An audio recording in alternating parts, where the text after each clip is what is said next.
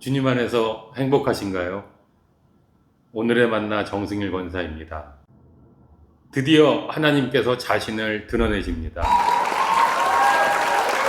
하나님, 감사합니다. 하나님께 이런 질문을 정말 드리고 싶었는데요. 하나님, 욥에게 말씀 좀, 설명 좀 해주세요. 재산 잃고, 가족 잃고, 난치병에 시달리고, 이유 모를 고난에 고통을 받으며, 친구들과의 논쟁으로 시달리고, 하나님께서 나타나셨으면 욥이 이렇게 궁금해했던 질문들, 자신이 왜 이렇게 모든 것을 다 빼앗기는 극심한 고통을 당해야 했는지, 과연 하나님께 정의란 무엇인지, 이 질문에 대답해 주셔야 하는 것은 아닌가요?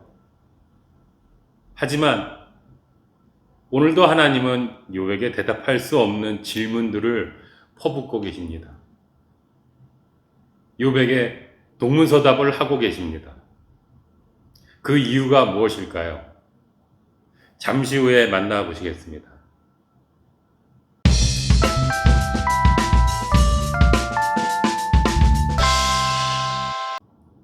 오늘 우리에게 주신 만나는 욥기 38장 1절로 7절 말씀입니다.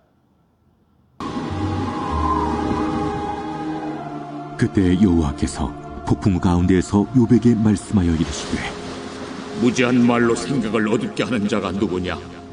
너는 대장부처럼 허리를 묶고 내가 네게 묻는 것을 대답할지니라.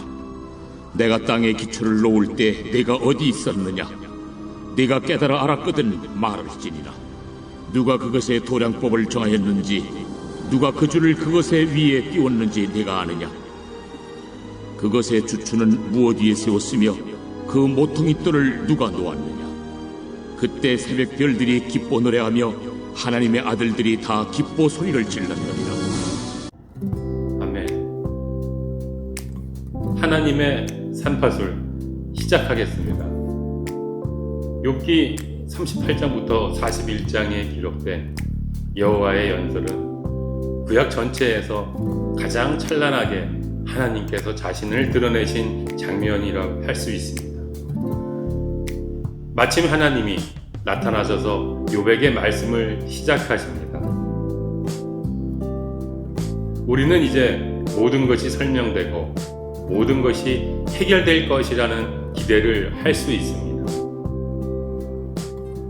그런데 욥의 입장에서 하나님의 대답은 동문서답입니다. 욥의 질문은 나 자신이 왜 이렇게 모든 것을 다 빼앗기는 극심한 고통을 당해야 하는가? 과연 하나님께 정의란 무엇인가입니다. 하지만 하나님의 대답에는 정의와 고통의 문제에 대한 언급은 전혀 없습니다. 하나님의 첫마디부터 심상치 않습니다. 무지한 말로 생각을 어둡게 하는 자가 누구냐?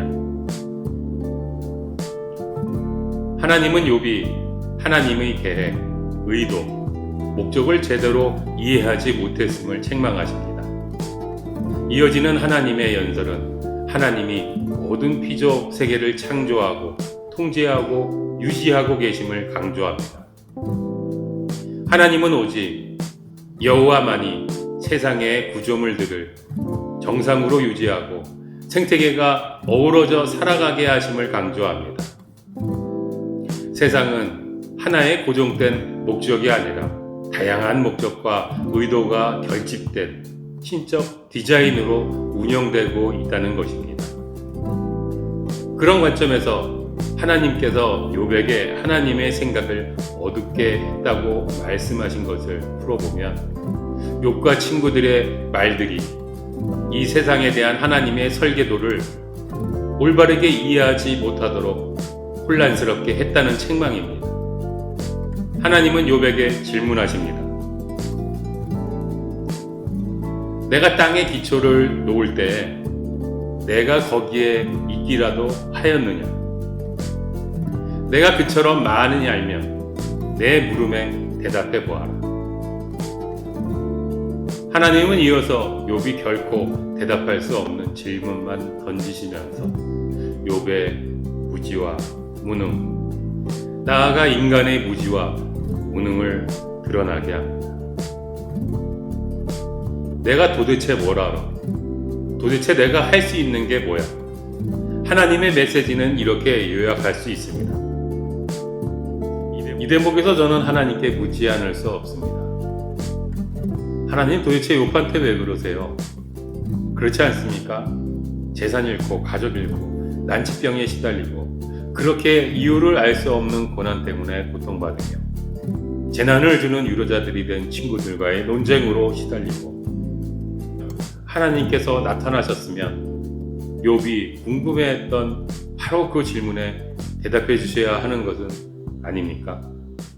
도대체 왜 하나님은 지금 욥에게 대답할 수 없는 질문들을 퍼붓고 계실까요? 왜 동문서답을 하고 계실까요? 우리는 이 대목에서 소크라테스의 문답법, 산파술에 대하여 짚고 넘어갈 필요가 있습니다. 산파란 산모가 아이를 출산할 때 옆에서 도와주는 사람을 말하는데 소크라테스 어머니의 직업이 산파였다는 이야기도 있습니다. 소크라테스는 스스로 산모가 되어 직접 어떤 지혜를 가르쳐 주기보다는 질문과 대화를 통해 다른 사람들이 지혜를 깨우칠 수 있도록 산파처럼 옆에서 도와주는 역할을 했다는 것입니다. 산파술은 질문을 통해 답을 유도하여 강한 동기를 유발하고 스스로 생각, 진리, 지혜로 답을 찾도록 하는 방법입니다. 쉽게 표현해보자면 헬스클럽에서 개인 트레이너가 운동하는 법을 알려주면 운동을 결국 본인이 직접 해서 신체 근육을 단련시키듯이 산파의 역할을 맡은 사람이 질문을 던져주면 생각은 직접 하여 답을 찾는 과정에서 생각 근육이 단련됩니다. 지금 하나님은 어쩌면 이런 산파술을 욥에게 적용하고 계신 것은 아니었을까요? 이 산파술이 가진 문제는 이 산파술을 통해 어떤 질문에 대한 답을 스스로 찾아가야 하는 사람은 부담과 심지어는 고통을 감당해야 하는 것입니다. 아무것도 깨닫지 못하고 길을 잃을 수도 있습니다. 그런데도 스승들이 이 산파술을 사용하는 이유는 질문을 품은 사람들이 스스로 진리를 깨우칠 수 있다는 것입니다. 이 과정을 통과하면 단지 누가 결론을 알려주는 것과는 비교가 되지 않을 깨달음을 얻을 수 있습니다. 지금 욥이 대답할 수 없는 질문을 부으시는 하나님의 의도가 바로 여기에 있다고 생각합니다. 당연히 하나님은 욥에게 설명하실 수 있습니다. 이렇게 말입니다. 사실은 사탄이 내 믿음의 순수성을 의심해서 너를 시험하고자 했고 나는 내가 그 시험을 통과해서 너의 믿음의 순수성을 증명하고 나아가서 사람과 나, 하나님과의 관계가 이해관계, 거래관계를 넘어서는 신뢰와 사랑의 관계라는 사실을 증명하고 싶었다. 고생 많이 했다. 하지만 하나님은 여기서 산파술을 통해 욥을 더 높은 진리로 안내하고 싶으셨던 것입니다. 하나님은 욥기의 끝까지 욥을 아끼시는 것입니다. 그래서 지금 쉬운 답을 쉽게 주지 않으시고 욥이 대답하기 어려운, 아니 대답할 수 없는 질문들을 부으시면서 욥을 하나님과 세상, 인간에 대한 진리로 이끌어가고 계신 것입니다. 그만큼 욥을 사랑하시는 것입니다. 그만큼 욥을 신뢰하시는 것입니다. 하나님은 어떤 질문에 대해 직접 객관적이고 단순한 답을 주시기보다는 그동안 생각해보지 못했던 여러 질문과 경험을 통해 사람들이 자신들이 가지고 있던 하나님과 세상, 자신에 대한 기존의 관념을 깨뜨리고 새로운 생각의 틀로 나아가게 하십니다. 쉬운 답보다 어려운 질문을 통해 우리가 성장해 갈 수 있기 때문입니다. 앞에서 말씀드린 것처럼 그 과정은 욥에게도 우리에게도 버거운 과정입니다. 감당하고 있는 고통도 버거운데 하나님은 그 고통에 관해 설명은 해주지 않으면서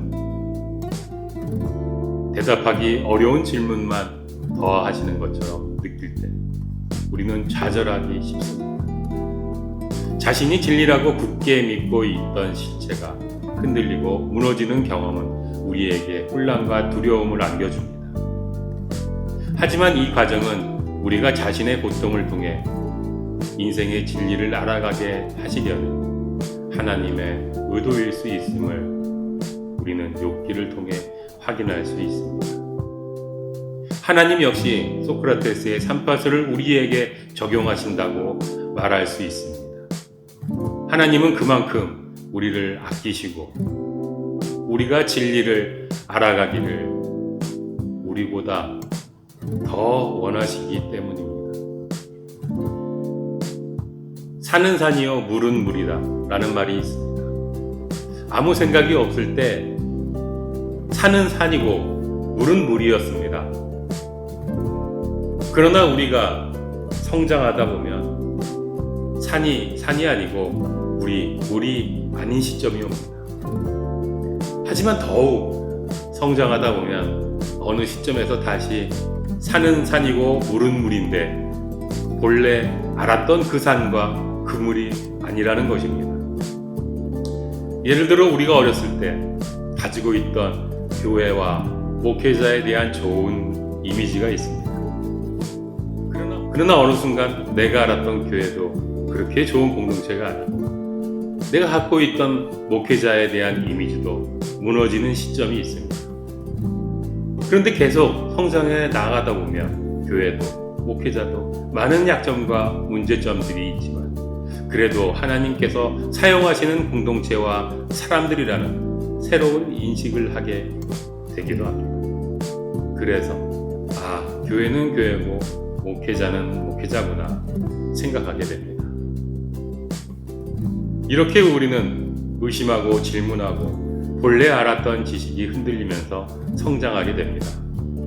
그리고 하나님은 우리가 어려움 속에서 기존에 가지고 있던 생각의 틀을 버리고 새로운 생각의 틀을 갖도록 우리가 대답하기 어렵고 감당하기 힘든 질문들을 부으시기도 하십니다.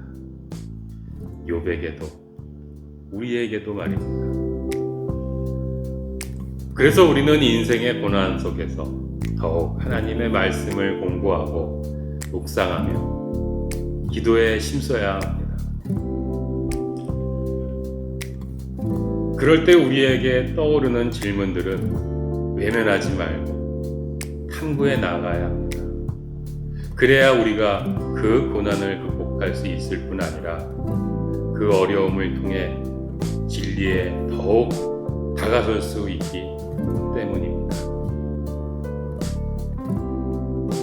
하나님, 오늘도 삶의 여러 어려움 속에서 오직 하나님만을 바라보며 믿음으로 신뢰하며 나아가기를 원합니다.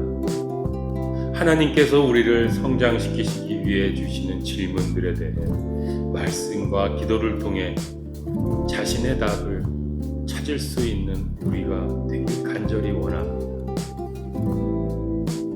보다 더 성숙하길 원하시는 하나님의 마음과 사랑으로 고난을 극복하게 하시며 고통을 통해 진리에 더욱 다가설 수 있는 우리 모두가 되길 기도합니다.